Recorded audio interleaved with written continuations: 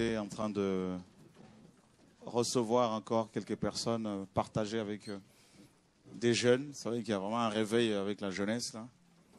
Il y a beaucoup qui sont touchés et qui viennent confesser des choses presque tous les jours. Et c'est vraiment beau de partager avec la jeunesse parce qu'ils ne sont pas tordus. Beaucoup ne sont pas tordus, ils ont soif. Et je suis vraiment très encouragé de voir toute cette jeunesse qui s'élève pour le Seigneur. Des jeunes de 14 ans, 15 ans. Et qui sont ceux qui n'étaient pas là hier? Et pourquoi vous êtes venus ce soir? Pourquoi vous n'étiez pas là hier? Dites-nous un peu. Vous avez travaillé? D'accord? Travaillé, le frère? C'est pour la deuxième fois que vous venez. D'accord? D'accord. Ça fait longtemps que je t'ai pas vu. Tu avais disparu. Tu es marié, m'a-t-on dit? Tu t'es marié? D'accord. On va se voir à la fin pour partager un peu, échanger un peu. Ça va aller? C'est bon, on peut partager, hein? Ok. Il y a tellement de choses qui sont dites ici et là. Et que Dieu soit béni parce que ça fait plaisir de voir des frères et sœurs qu'on n'a pas vus depuis longtemps et de le revoir. Dieu est bon. Gloire à Dieu. Quelqu'un a une question par rapport à l'enseignement d'hier? Hier, j'avais donné Daniel 20 et j'avais oublié le chapitre. C'est ça, non? C'est Daniel chapitre 8, verset 20. Ouais. Ouais. Est-ce qu'on a un micro? Il y a un problème de train ce soir, non? Ça va? Il y a un problème de train. D'accord. Il y a un problème avec des trains, ouais, d'accord. Ok, ouais. Ouais, bonsoir tout le monde. Bonsoir. En fait, une fois, j'étais parti discuter avec des témoins de Jéhovah. D'accord. Et je leur avais donné Isaïe 9, on dit que Jésus est le Dieu puissant. Uh-huh. Là, le témoin de Jéhovah, il m'a dit, Jésus est le Dieu puissant, mais il n'est pas le Dieu tout-puissant. Donc, je lui ai donné Apocalypse 1, là, qu'on a donné. Et j'ai vérifié, en fait, leur traduction, c'est Seigneur, Dieu tout-puissant, et ils traduisent par Jéhovah, Dieu tout-puissant. Mm-hmm. Donc, en fait, pour eux, on parle pas de Jésus, mais on parle de Jéhovah, donc de Yahweh. C'est ça. Et comment on pourrait justifier que finalement on parle de Jésus dans ce passage-là? Très bonne question. En fait, c'est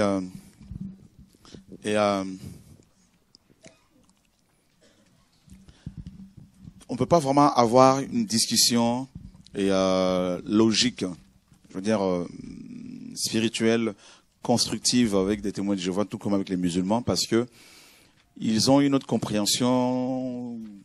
Voilà, ils ont une compréhension qui leur est propre. Par exemple, les témoins de Jéhovah, comme tu le sais, on traduit globalement Kurios par Jéhovah. Par exemple, pas partout, mais dans les textes de la Nouvelle Alliance, par exemple, de Actes à Apocalypse 22, et parfois dans les évangiles même. Et donc, ils ne sont pas gênés, alors que dans les textes reçus et grecs, ou les textes minoritaires grecs, Vaticanus, tout ça, ou Sinaiticus, il n'est pas question de Yahweh ou de Jéhovah dans ces textes-là. Voilà. Donc, à partir de dans les textes hébraïques ou grecs dans les originaux, le mot Yahweh, donc le tétragramme traduit par Yahweh, et s'est arrêté avec Malachi. Donc à partir de Matthieu, c'est soit Seigneur ou soit Dieu, ou bien sûr Jésus. Alors eux, carrément, ils ont mis Jéhovah partout dans Matthieu, Marc, Luc, Jean et dans les épîtres, et notamment dans les Actes des Apôtres. Donc ça déjà, ils ont falsifié les choses. Voilà. Et quand on leur dit de prouver cette véracité, voilà, d'où ils tiennent ça, ils disent bah oui, au IIIe siècle, il y a eu des écrits grecs où il est question de Jéhovah. En fait, c'est une invention purement, voilà, des témoins de Jéhovah. Et donc déjà, on peut pas avoir une discussion réelle, une vraie discussion avec eux parce qu'ils ont l'esprit tordu. Ça, c'est la première réponse à donner. La deuxième, c'est que c'est une perte de temps que de chercher à expliquer Dieu aux hommes. En fait, ça sert absolument à rien. Et Paul a essayé d'expliquer. Bien sûr, prêcher, il faut le faire. Paul s'est retrouvé à Athènes, à l'aéropage. Il a parlé. Les épicuriens qui étaient là, les stéoïciens qui étaient là, c'était des philosophes. Ben, beaucoup n'ont pas voulu le croire parce qu'ils avaient leurs écrits à eux. Donc, pourtant, Paul avait une onction particulière. Mais c'est pas pour autant que ces gens avaient cru en son message. Très peu seulement. Et parfois, nous, humains, on a tendance à vouloir, n'est-ce pas, convertir les gens. Et tout ça là. Et c'est une entreprise qui est vouée à l'échec. Ça sert à rien. Parce que j'ai commencé la dernière fois par dire que il faut avoir l'intelligence ouverte. Et c'est pour cela le Seigneur personnellement me conduit de plus en plus à parler d'une manière qui peut choquer certaines personnes en déclarant des choses, en disant par exemple que sur le mont Carmel, c'est la démonstration sur le niveau de la puissance. Voilà. Et parce que là, on sait que les témoins de Jéhovah n'ont aucune puissance, les religieux n'ont aucune puissance, et là, ils sont coincés. Voilà. Donc Dieu, dans les Écritures justement, a toujours manifesté sa gloire pour que les gens aussi, pour ceux qui ne croient que par les miracles, croient qu'il est tout-puissant. Et les témoins de Jéhovah ne peuvent pas croire que Jésus-Christ est tout-puissant, tout simplement parce qu'ils ne l'ont pas rencontré. Mon frère aîné était pasteur chez les témoins de Jéhovah pendant 30 ans. Donc, étant petit, j'étais souvent à la salle du royaume.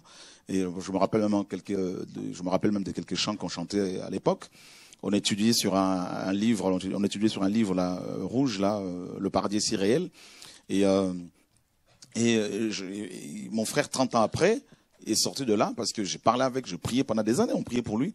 Et je me rappelle encore un jour, il est venu à un séminaire organisé à Brazzaville. Je lui ai simplement posé la main comme ça, il se retrouve au sol, il était possédé. Et c'est là qu'il a rencontré la puissance de Jésus-Christ de Nazareth. Donc en fait, ils ont besoin de la puissance. Voilà. Parce que comment sait-on que la quinine est amère? Voilà. Comment sait-on que Jésus est tout puissant? Ben, il faut le goûter. C'est pour cela la Pierre dit, si vous avez goûté que le Seigneur est bon. Donc on goûte. Ils n'ont pas goûté. Donc tu as beau parler, vous savez, c'est magnifique, c'est bon, tout ça. Non. Mais le jour où ils vont manger, vous dites, on a perdu du temps. Donc il faut goûter. Dieu se goûte. Amen. Oui, il y a des gens qui viennent, non, moi je crois pas en Dieu, tout ça, je crois pas en Dieu, il n'y a pas de problème. Oh, moi je suis athée, il n'y a pas de problème. Tu es libre. Et tu commences à parler seulement. Qu'est-ce qui se passe? Il y a quelque chose qui bouge à moi.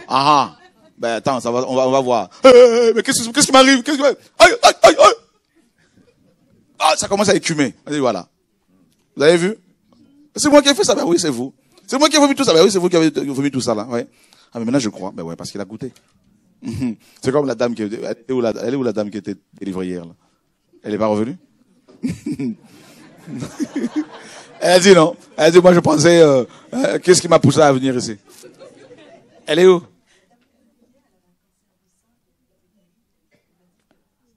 Attends, on va donner le micro. Tu peux te mettre debout s'il te plaît. On va, les frères et ceux qui sont chez eux, ils veulent entendre ce témoignage. On va embarquer la caméra là-bas, Laurent, parce que c'est pas seulement moi qui suis...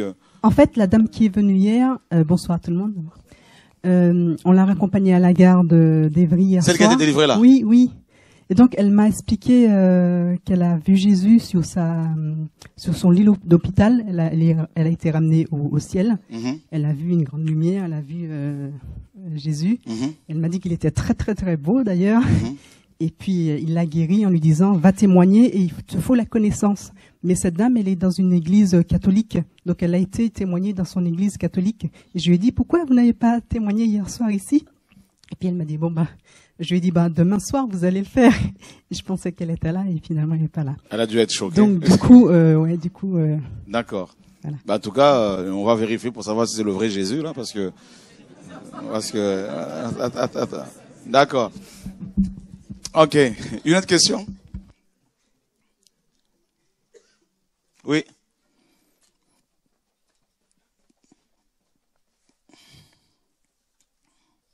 Bonsoir. Bonsoir. Moi, j'avais une question, ça fait un moment déjà que j'ai cette question. C'est dans les évangiles, en fait, quand les apôtres ils appellent Jésus Seigneur. En fait, c'est traduit comment, en fait, ils l'appellent Seigneur comme étant comment dire, leur maître, ou alors c'est Seigneur Adonai, enfin Seigneur, enfin c'est ça en fait, je comprends pas en fait. Comment il l'appelle Seigneur dans quel sens en fait? Seigneur Dieu, ou en fait je pense pas, quand il l'appelle Seigneur, c'est dans le sens maître, rabbi, enfin. Ok, non, pas du tout. C'est ça Ok, je comprends, ouais. En fait, Adon, il y a Adon, il y a Adonai, et Seigneur, et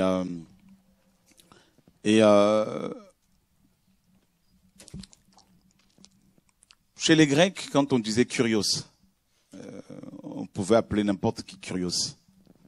Des hommes très influents, tout comme des divinités. C'est pour ça que Paul disait qu'il y a plusieurs seigneurs, plusieurs Kyrios.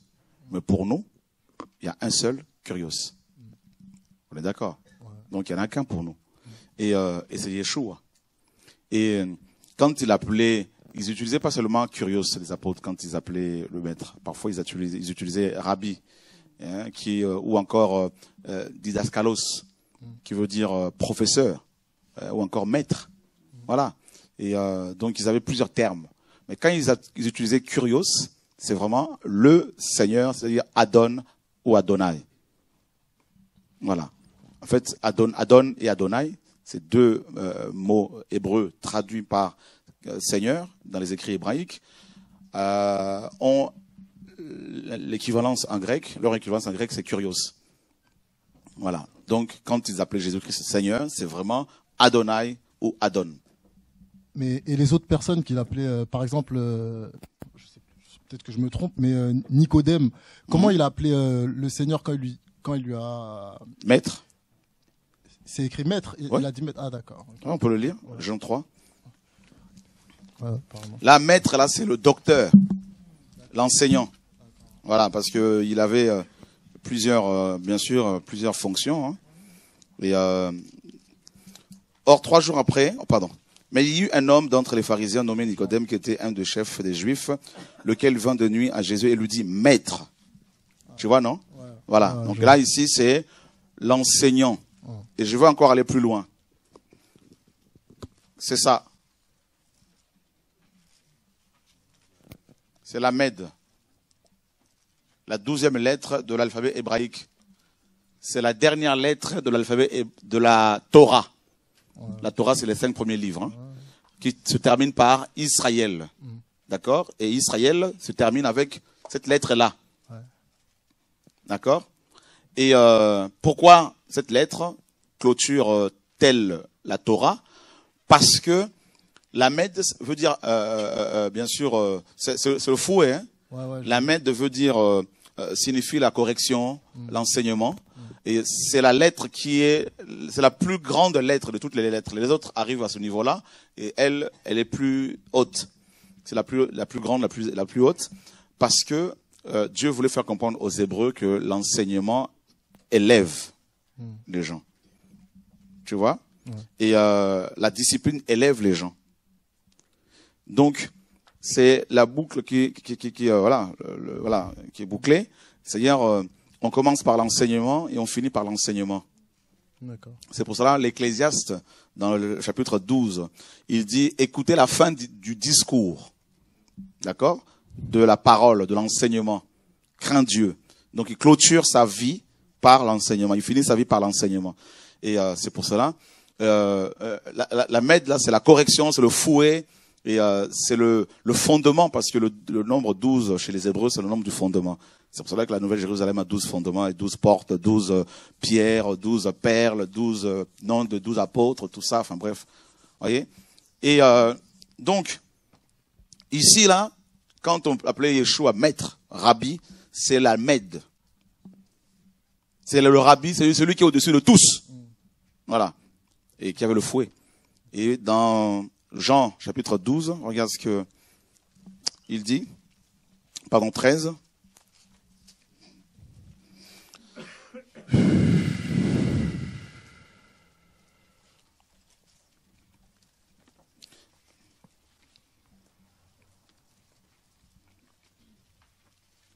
Il dit au verset 14 et 12. Après donc qu'il eut lavé les pieds, après donc qu'il leur eut lavé les pieds, il reprit ses vêtements et s'étant remis à table, il leur dit, comprenez-vous ce que je vous ai fait? Vous m'appelez, comment? Maître et Seigneur. Les deux termes là, vous voyez? Voilà. Donc voilà. Donc maître, didaskalos, d'accord? Et professeur, rabbi, le fouet, la Mède. Et Seigneur, Kyrios Adonai. Et qu'est-ce qu'il dit lui-même le Seigneur? Regarde bien. Il dit, et vous dites bien car je suis. Bon, pour faire propre en français, les traducteurs vont rajouter l'article le. Je le suis. Bon, quand on lit un tout petit peu en grec, en hébreu, ça amoindrit la portée spirituelle de cette parole. Et parce que ici, ce n'est pas le verbe être, c'est le nom. Voilà. Donc, qui a été révélé à Moïse. C'est ça. Merci. Oui.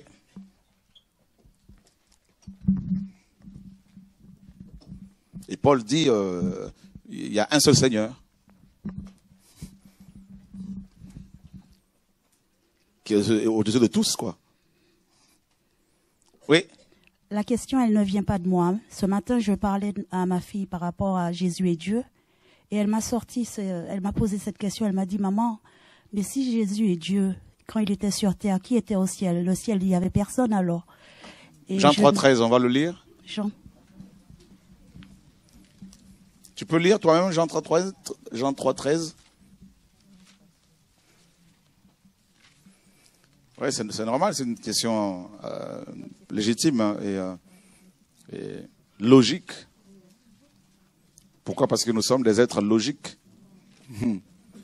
Nous sommes des êtres limités. On n'a pas la notion du on a la notion hein, du commencement et de la fin.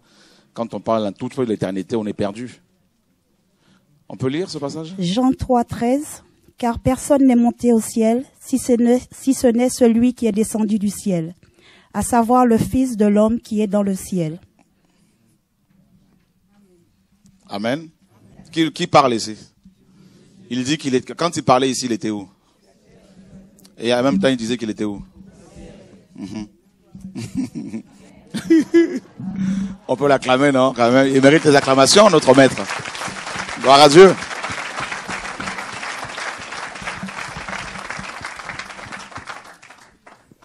Il était sur terre, il dit qu'il est descendu du ciel, et en même temps il dit je suis au ciel, dans le ciel.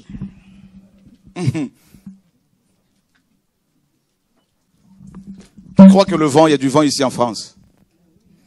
Qui croit que le même vent se trouve en Australie?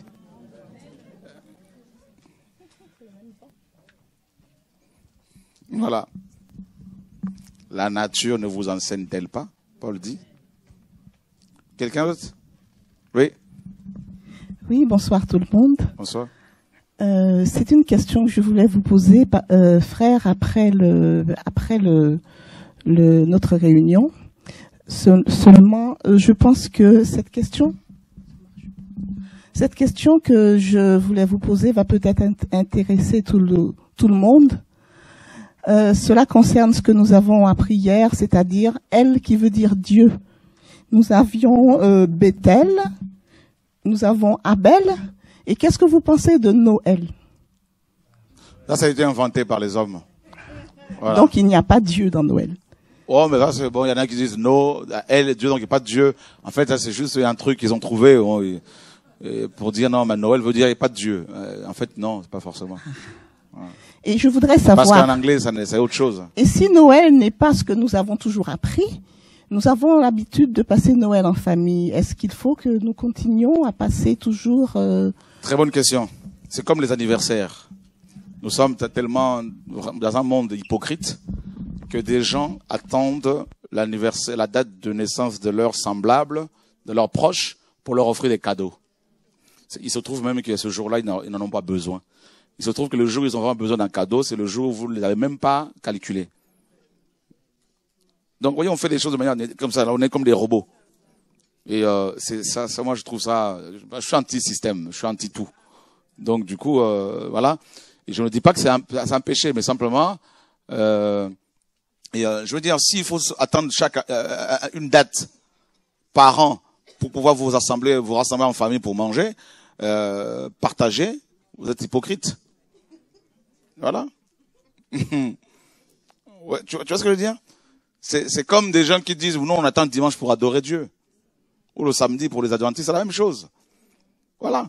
Maintenant, c'est pas un péché. Paul dit en toute occasion, il faut annoncer la parole. Mais il faudrait pas, par contre, que vous m'imposiez quand même votre fonctionnement, parce que si moi, mon Dieu me dit ce jour-là, va dehors pour voir les SDF, je fais comment? Vous voyez ce que je veux dire? Je veux me rendre disponible pour mon Dieu. Je veux pas être coincé, enfermé quelque part. Non. C'est ça mon problème. Maintenant, chacun fait ce qu'il veut. Voilà. Et si Dieu me permet d'y aller un jour comme ça pour aller partager un repas avec les gens, pas pour aller se mettre aller adorer un sapin ou ça, bon, je veux glisser la parole. Tout comme si le pape m'invite au Vatican, je prie, je prends l'avion, le premier avion, je vais tellement dénoncer la mariolatrie que je pense que il pourra plus me réinviter là-dedans, ça c'est sûr. Parce que en toute occasion, c'est une opportunité, donc je commence par dire les tombes là, il faut tout raser là. Hein, la tombe de Saint-Pierre, là, tout ça, là, soi-disant. Je veux me préparer pour pouvoir tailler en pied, me tailler, là, prendre mes jambes à mon cou, là, et puis hop. Ah bah oui. C'est une occasion. Ah, bonsoir, quelqu'un d'autre? C'est encore moi. Non, disons que ce que je voulais comprendre, je voudrais savoir réellement, est-ce que on doit continuer toujours à passer Noël en famille, comme nous avons... C'est ce que j'ai répondu. Moi, je ne veux pas établir une loi. Oui. Non, ce que je dis, c'est quoi? Je dis, Paul dit, on va prendre la parole. Galates 4.10. Et si la famille nous invite? On va prendre Galates 4.10. J'ai répondu tout à l'heure, mais t'as pas bien compris, tu vas comprendre après. Galates 4.10. Est-ce que tu peux nous lire Galates 4.10 toi-même, s'il te plaît?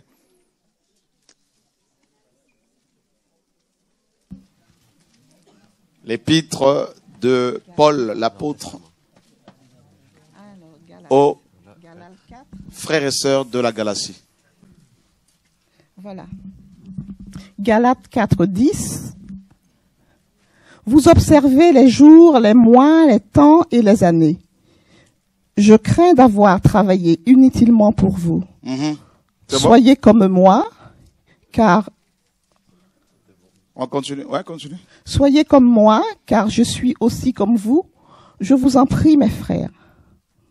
Vous ne m'avez fait aucun tort, et vous savez que ce fut à cause d'une infirmité de la chair que je vous ai pour la première fois évangélisé. Ok, c'est bon.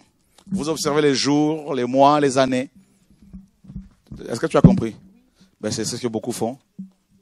Voilà. On observe le Noël, c'est une fois l'année, donc on observe les années, une fois par mois, décembre, pareil, les mois, jour, ben c'est le 25 ou le 24, je sais plus, pareil. Donc Paul dit, ben je crains d'avoir travaillé inutilement pour vous. Le problème, c'est que beaucoup de chrétiens, à cause de leur tradition, ne se rendent même plus disponibles au Seigneur, alors que nous sommes ses instruments. Je méditais Ésaïe 10, 15, regardez ce que Dieu dit. Ça m'a tellement touché, là, cette parole-là. Ésaïe chapitre 10, verset 15.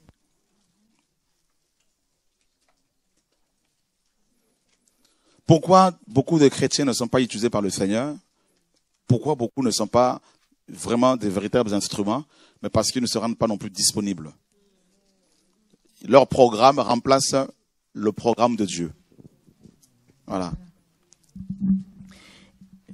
Ésaïe 10, 15. La hache se glorifie-t-elle envers celui qui s'en sert? Ou la scie s'élève-t-elle au-dessus de celui qui la manie?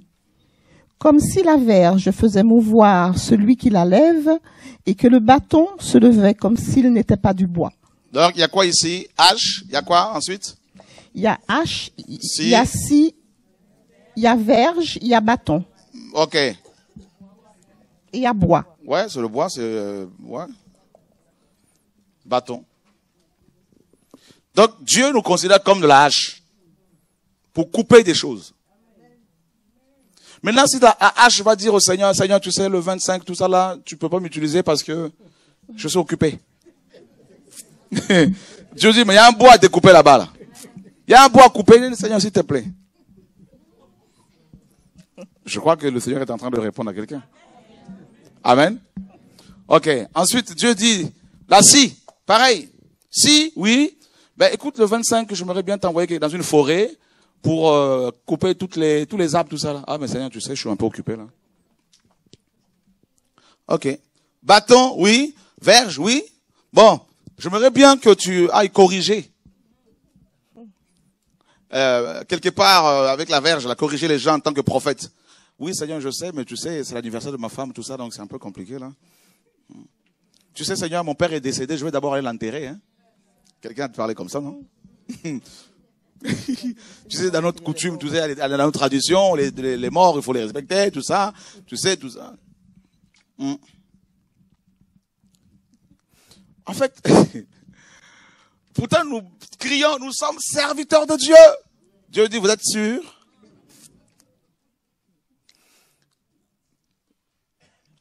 C'est-à-dire, si on vous invite, si Dieu permet à ce que vous alliez, ben Paul dit en toute occasion, favorable ou non, il faut annoncer l'évangile. Ça, il n'y a pas de problème.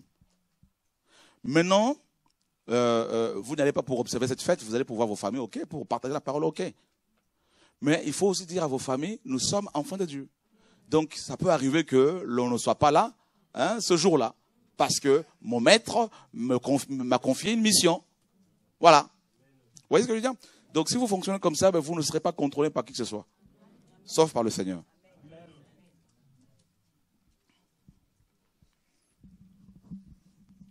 Une dernière question.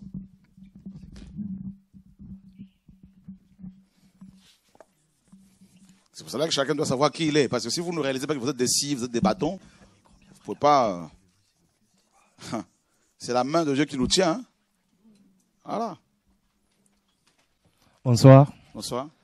Est-ce que tu peux nous aider, s'il te plaît, par rapport à Genèse 11 et Genèse 1, 26, où le Seigneur dit « faisons ».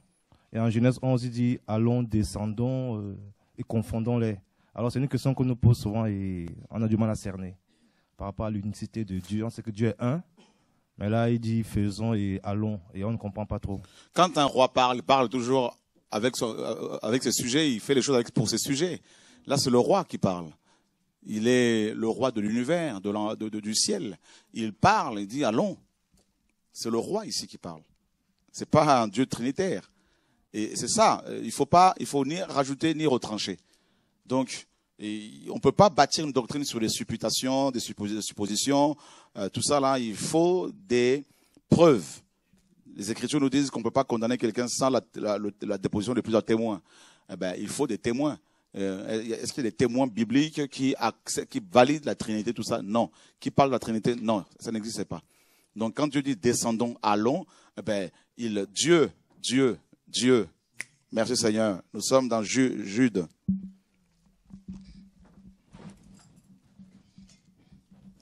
Heureusement que le Saint-Esprit est là pour nous donner le passage. Hein? C'est pour cela que ce n'est pas la théologie, parce que la théologie te dit prépare des feuilles. S'il y a des questions, tu dis bon, revenez demain, je vais aller faire des recherches. C'est ça, non? Voilà. Jude, chapitre 1er, verset 14 et 15.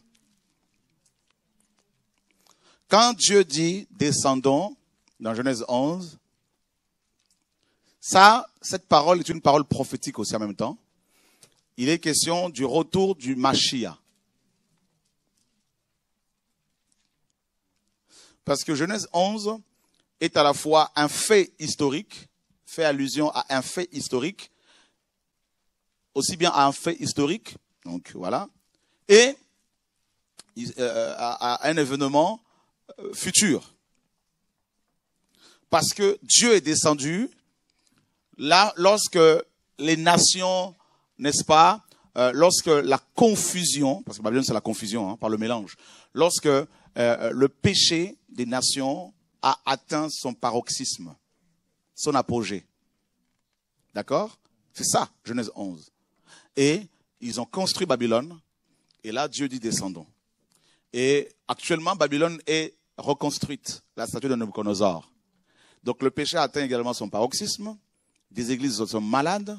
Et là, Dieu, pareil, dit descendons. Donc c'est le retour de Dieu, du Mashiach, pour mettre de l'ordre. Et donc,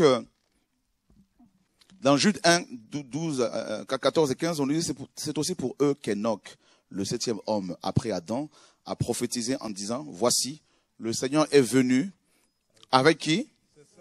Avec ses saints qui sont par millions pour juger les hommes et pour convaincre tous les méchants d'entre eux de... Enfin, en gros, c'est ça, quoi. Le Seigneur est venu avec ses saints par millions. Et Apocalypse 19 nous dit qu'il est assis sur un cheval blanc avec les armées célestes. C'est ça, en fait. C'est le roi, descendant. Voilà. Donc, il invite toute la population céleste à être à sa suite. Voilà. Maintenant, les trinitaires qui n'ont pas, ou les religieux, les théologiens qui sont trinitaires, ne comprennent pas que c'est là. J'ai discuté avec une personne qui a conclu comme ça, mais je lui ai dit, mais il n'y a pas de... Il faut appuyer par un verset. On ne peut pas dire, parce que la Bible dit faisons, on conclut qu'ils sont trois. Donne-moi les preuves qu'ils sont trois. Mais il ne m'a pas donné la preuve. Voilà. Mais c'est clair, là, descendons, c'est les anges et l'église. Voilà. Lorsque le Fils de l'homme reviendra dans sa gloire avec les anges. Voilà.